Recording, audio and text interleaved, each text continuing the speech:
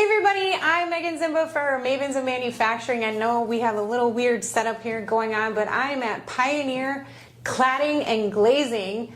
Cladding is a new word for me, so we're going to dive into that because I have no idea what it is, and that's why I love this sector, because I constantly learn. But Mavens of Manufacturing is going to be pre-recorded today because we're going to be at an event tomorrow for AMIP, and while I'm here, I get to do the exciting thing of touring some facilities here in Ohio and also talking to some of the women who are part of these facilities. So today I have with me Caitlin Patrick. Hello, Caitlin. How are you? I'm good. How are you? I'm good. So thank you so much for taking some time out of your day to sit down and have this conversation with me. But first up, can you just give us a little background information about yourself? How did you end up here at Pioneer, and what sort of, inspiration made you pursue a career pathway like this? Okay. When I was in high school, I actually wanted to be an architect. Oh. So I went to Colerain High School here in Cincinnati. Okay. And they had a engineering architecture career center program that I was a part of, and it got me into a little bit of architecture, civil engineering, mechanical engineering. It touched on a little bit of everything. Nice. And I quickly learned that to stay in Cincinnati, an architect doesn't have many options. You're not doing as many of the fun buildings, the big skyscrapers. It's a lot of cookie cutter kind of homes. Oh, okay. And that really didn't sound as much fun to me. Yeah. But while I was in that, I was able to snag a co-op while I was a senior. So I would go to school for half a day and then I'd work for half a day as a senior. Nice. And that got me in the door for mechanical engineering, which is what I studied at UC. Nice. So while I was at UC, I co-opted at GE for almost all of my co-ops. Ooh. But after I graduated, I realized I really wasn't a fan of the big companies. I wanted something that was a little bit smaller, where I felt like I could have a little bit more of an impact. Gotcha. And thankfully, Pioneer, actually, they called me up. My resume was part of UC's database, and they called me up, brought me in for an interview, and I've been here for 10 years now. That's really cool. So with architecture, that was never something I ever thought about. Like, I took a class that kind of had a focus on it, but how did you find out about architecture? I was a weirdo, and I would see buildings throughout town while we were driving around that I just liked, and I would go home and draw them. That's cool, though. No. So my dad was he had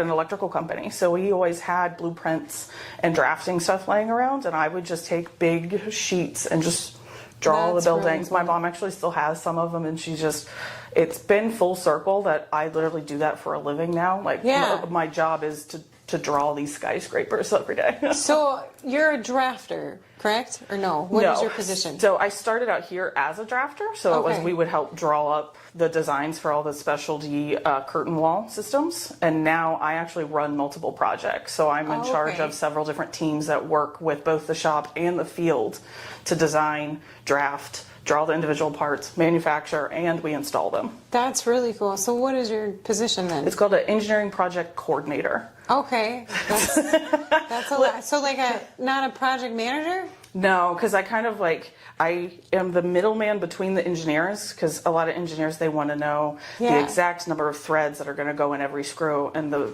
project managers want to just throw you a box of screws and do this. So I play that middleman of finding the happy medium of, yes, we need it now, but it also has to be right. That's really cool. Well, let's focus on drafting for a minute, because I think this is interesting, because I worked at a company in Rockford, and it was started by an Austrian, and he was old school. He had his drafting table and he had the sheets of paper, and now we have all of the advancements in software technology, so there's a lot of CAD CAM software where people do designs on there.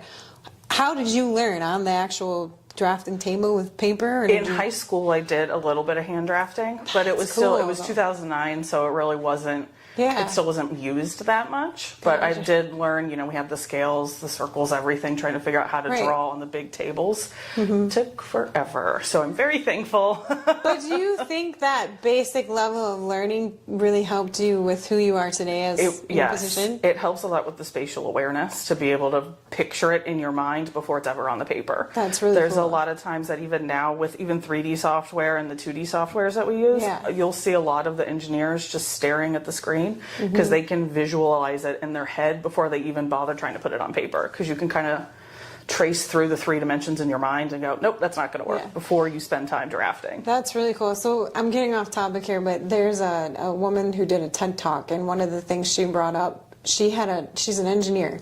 She had a really hard time with spatial awareness because she said when we're younger, the types of play the majority of girls do, they don't play with blocks. They don't do like the Tetris video games. So we don't practice that skill set. So that's why a lot of guys are better at that kind of thing, and they were doing better at engineering. So she made a series of books called Goldie Blocks, and she said they did a study, and a lot of younger girls like to read books, so she combined the two. So as they're reading, they're building things with blocks to really help with that. Yes. That's awesome. So what led you to your current position here then as an engineer? Like how you did a lot of co-ops and stuff, but what has your journey has been here? Specifically a Pioneer.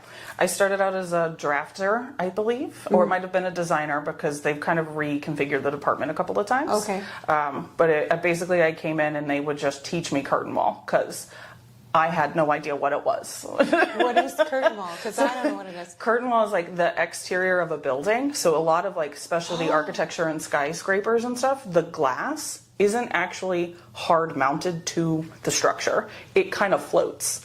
So it'll be dead loaded somewhere on the building, but most of the time it's just kind of hanging, and it literally holds on by small hooks. And I had no idea. Yeah, That's super cool. It hangs like a curtain. So we designed the system, which will be the metal, the mullions, the glass, the silicone, all the sealants and stuff for it. And our shop manufactures them into the individual, we call them units, but it's the individual unit windows that go in. And then in the field, they just kind of snap together like Legos. So they're able That's cool. Yeah, they're able to set a ton of units in a day with a lot of front end work from my team, the PMs, the sales guys, the shops. It's a big team effort. So how quickly did you move from that position to where you are? Within 2 years, I was then mentoring underneath another one of they called them team leads at the time, but it would be whoever was leading that project. So you always needed somebody that was kind of in control of the inflow of information, the questions that need to get answered, and I would kind of shadow him and like follow around to figure out what needs to be done to kind of learn our processes, the curtain wall systems, the different project managers and the personalities that everybody has, and how to kind of work together for that. And then he was actually supposed to lead a project. I can't remember. It was Reston Station. And I was told, it's a square building, it'll be okay. He's going to really just kind of be there to mentor you, but you can lead it. And then he quit. Oh, no. So it was more of You're doing this. You got it. Do you have a lot of sleepless nights doing that? Always. But how great did you feel when you completed that project? It's still, from what I've heard from some people, it's still a pretty cool project, because it is got this concrete exoskeleton on it, and then the two north and south walls slope out, so it's like a big V shape, and they still use it in a lot of promo videos. So that's very cool. It's pretty cool. So with the co-op stuff at GE Aviation and GE Power, how did that shape your approach to how you're engineering and designing things here? So it doesn't really apply the same, because it's very different realms of stuff. When I was at GE, it was such big turbines and such dangerous equipment and things that they were designing, that every step in the process was really, I wasn't allowed to touch anything because of union shops. They had set SOPs that you had to follow. Everything had to be signed off on every process. So I didn't have as much control or much option to be creative when I was in those roles. Whereas here, I'm helping the architecture teams design. Like, they give us a rendering of what they kind of want it to look like, and then we know how. I then have to go through and use the limitations of the curtain wall, what thermal properties we need for stuff, and can bring that in. So I get to be able to be very creative here with a lot of stuff, and work in a large group of people for us to all like mind meld together to figure out how to make stuff work, instead of just following a procedure somebody set up 20 years ago. Right, and that seems like it's very standard to avoid errors or any kind of mistakes. So how is Pioneer really allowing its employees to embrace making mistakes and learning from failures? How are you guys doing that here? We do a lot of training, and there's a lot of layers of checking and back checking. Different departments check each other's stuff, whether it's material takeoffs, ordering dies, shape approvals, even just engineering ourselves. We have set processes of you have to.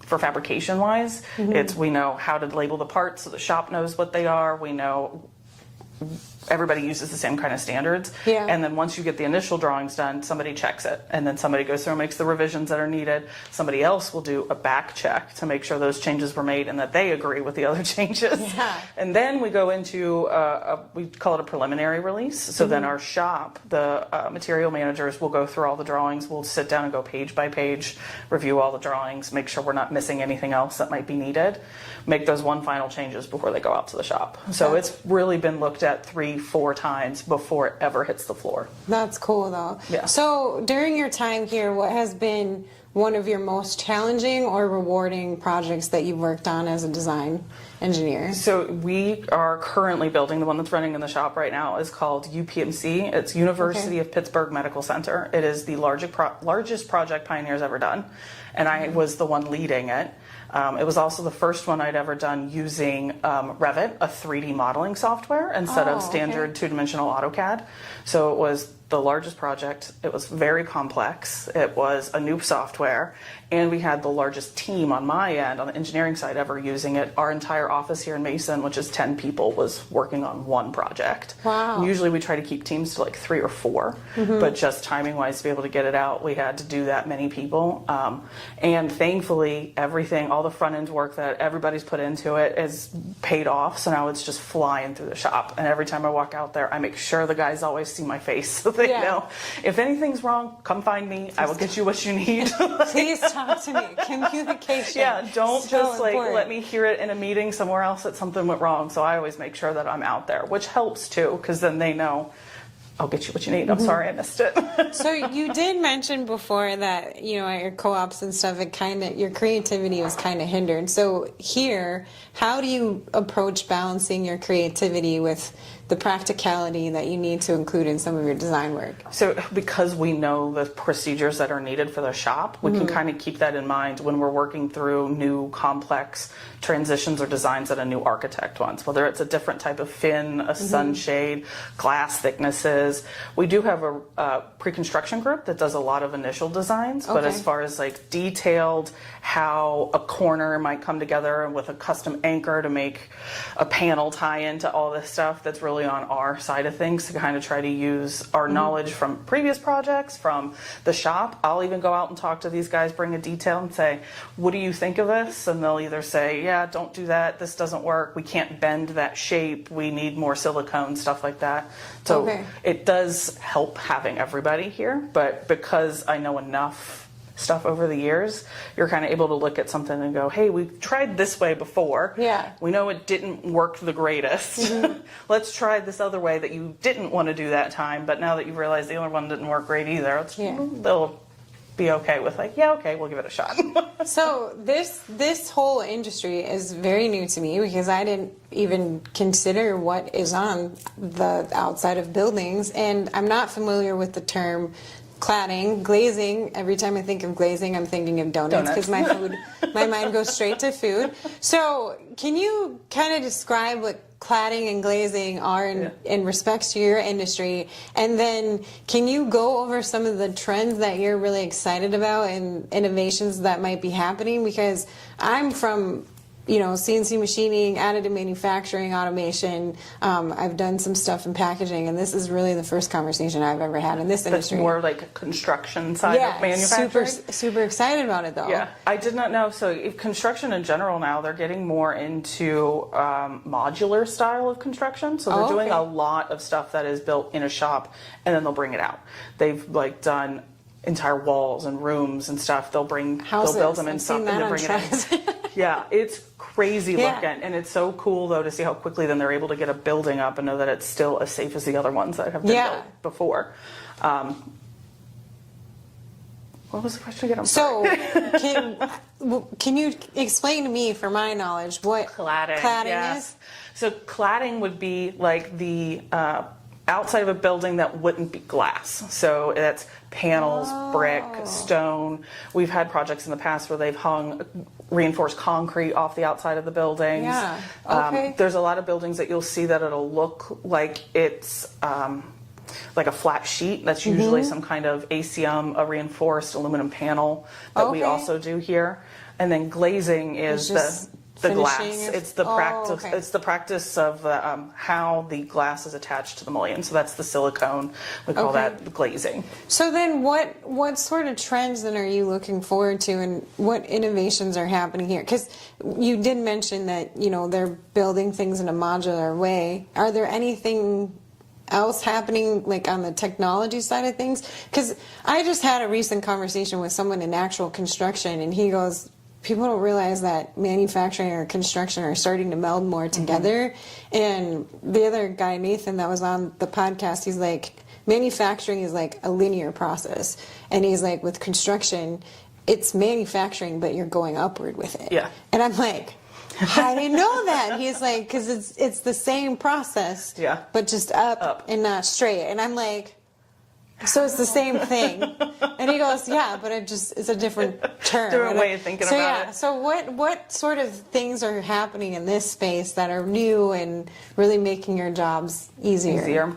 From my side of stuff, a lot of things that people are moving more towards is 3D modeling for a lot of the projects, so that they can have all of the different subcontractors on board, have their model brought into one whole model, and then you can see how they'll interact with each other. That's cool. It's still a new process, and a lot of what Pioneer does is custom curtain walls, so we don't have like one set system that can be sold to anybody. Yeah. We have one set way that it functions and how we know it works, but it can be changed size, thickness, weight, glass size, all that stuff. So the 3D side for us, we're still working through those kinks to try to figure out how that can help. But long term, there's definitely options that would help us know ahead of time of where clashes are. If there's additional metal, oversized glass, things like that that could help. Is artificial intelligence a term in your guys' industry? It is. It's more usually now. It's a lot for like email tracking to try to help. Somebody sent me a 2-page email to tell me I need to do one thing. Like, can you just shorten this down? Condense it. We do get copied on a ton of emails between GCs and subs and contract. It's been 2 days of training here. I probably have 300 emails that I haven't had a chance to I'll be open interested if you guys will find a space for it in what you just described, because it is being used for like I can't even talk today. Predictability for, how things react, or like tolerances, or just different things like that. And I know construction, it's starting to get involved with that, and it's so brand new. Like, everybody thinks ChatGPT initially off the bat, but when it comes to like building things and like repeatability and everything. Standard details, thing that we know if we put this here, it's going to react this way. It would be nice if we could do that. The biggest thing that I've noticed recently as far as manufacturing goes is like the onslaught of CNCs. Our office actually has, I wish I knew the exact brand of this, but it's some fancy German CNC that we were one of the first in the US to get it. That is here. And they've got it so that way it brings in the full stock length that'll cut CNC, and they just pull the part off and it's done. I don't want to assume what it is, but I have one in mind, so maybe if I can go back there and look at it, I might know. Tag the person. Well, what advice would you give to young engineers looking to specialize in design and structural systems? Because I think everybody knows when you think engineer, it's not just one thing, right? You have your electrical, your mechanical, your design engineer. So specifically for the route that you took, what advice would you give to younger people who are considering engineering but might not know which way to go? Engineering is a stepping stone. It can go in so many different directions. I was a mechanical. I wouldn't say I really use a mechanical, my degree a ton for what I do, but having that knowledge and that background of how the fasteners and the fulcrums and levers and stuff, how all that stuff works, helps to me to help the shop design how are we going to lift this 800-pound unit to get it up off the table we've been working on for 3 days. Like all that stuff kind of coincides with it. And I'm not a stamped engineer, but what I do, there is the option if you get stamped as I don't know if it's stamped for civil or mechanical, but we subcontract that out because all of our drawings do have to be stamped. So that there has to be formal calculations with the exact fasteners, the spacings, all that information is in there. Gotcha. So part of my job is to go through those sets of calculations to make sure that all of the connections have been reviewed, our drawings match what they need, they've got the right loads, all that stuff applied to it. So having that background helps, but don't be afraid to take a leap and try something. Because you might not end up where you think. I am a mechanical, but I work with civils. I think we even have an aero guy that's here. It's just having that mathematical, pragmatic, and physics background that really helps. I like to say degrees it's kind of like playing the game, right? It gives you a foot in the door. It gives you a stepping stone. I personally love UC because of the co-op program. So I came out of that with almost 2.5 years of job experience after I graduated. Cool. So that is awesome. I know that's a huge struggle for a lot of people is finding that job because they want experience. Were you getting paid for that co-op too? See, that's the cool thing about it. I wish I knew about that stuff back in the day. I think the other thing with engineers, the one common thing that you guys have is you're able to critically think and problem solve. Like you have that mindset of okay, here's the problem, now let's work our way to the solution. And I don't think it matters where you started per se, you still have that critical thinking and problem solving skill set that's really important. It definitely comes in handy. But there's also the wonderful world of manufacturing is that our CEO doesn't have a college degree. He was trained to be a police officer. Really? And he ended up here. So you can really start and just pull yourself out by your bootstraps in a lot of places. And if you've got the want and the drive to learn, people will open the doors for you. You can do hard work that doesn't feel like hard work. Correct. And I want to tell people that. So looking back at your career so far then, what has been one of the most valuable lessons that you've learned? It's been coming up a lot recently, but it's they can't eat you. You're going to live. I've heard that. That is our field VP guy here, Fred. He has said that all the time. He goes, they're not going to kill you. You'll live. You'll get through it. Everything gets done, and I'm like, they can't eat you. I need that on a shirt. They can't eat you. I want that on a shirt. Well, but it's true. There's so many of us deal with anxiety, and trust me, I do all the time too, and that imposter syndrome and being in a room and feeling like you're alone, but who cares? Everybody else probably feels the same way. Yeah. I just found myself just put yourself out there and something might happen. I was at a recent keynote for the packaging industry, and the keynote that was up there, she's like, life wasn't meant to be easy, it was meant to make us stronger. And I'm like, that's solid advice. And now I'm going to add it with that. You can't eat you.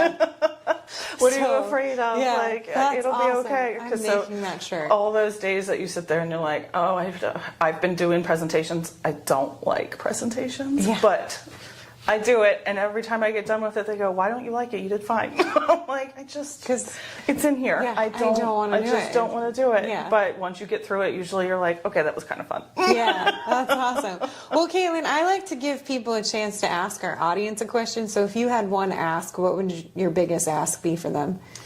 I don't know. That's kind of hard. No, that's okay. Or call to action? Do you have a call to action for them? Oh, just get out there. Don't be afraid. Awesome. I know manufacturing is mostly a male-dominated world, and it's turning. It's changing a lot. I now work with. There's 40 engineers. There's probably 7 women now. That's which awesome. is still awesome. You'll see as we walk through here. There's a lot of women in the shop now too, which is great. But don't be afraid to just be yourself. Talk to the guys like you would anybody else, and you'll be surprised at how many of them are more willing and open and. They're just looking for somebody to hold their own. I just read a stat where women make up 13% of global engineers, globally, around the world. 13%. I'm like, that's tiny. Cool. But it's way more than what it used to be. When I graduated at UC, I think there were 30 or 40 people in my specific degree, and there were 4 women. So I mean, slowly but surely, we're getting so there. I'm super glad that you sat down and shared your story, because I think you have a really, really cool job, and this industry is fascinating. So now you have a new fan for this industry, because I never knew about it.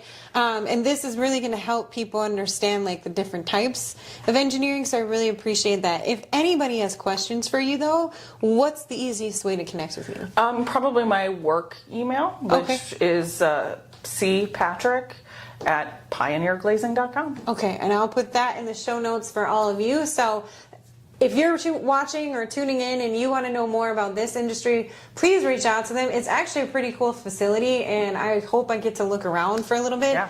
If I figure out who the German CNC machine is, I will tag you in the video, because I think that's awesome that they were one of the first to actually get it here in the United States. I believe so. I hope I'm not wrong. Wes might kill me, the CNC lead. We'll ask. We'll get it verified. Either way, they have their machine, and you should be happy. That's all I'm going to say. So thank you guys for tuning in, and we have a couple more interviews that we're going to be doing on this trip, so I'm super excited to release this series. And yeah, if you want to know more inspiring stories of manufacturing and engineering from women in the space that are setting the new standard, please subscribe to Mavens of Manufacturing on YouTube. Take care, everyone. Have a good one. Bye. Bye.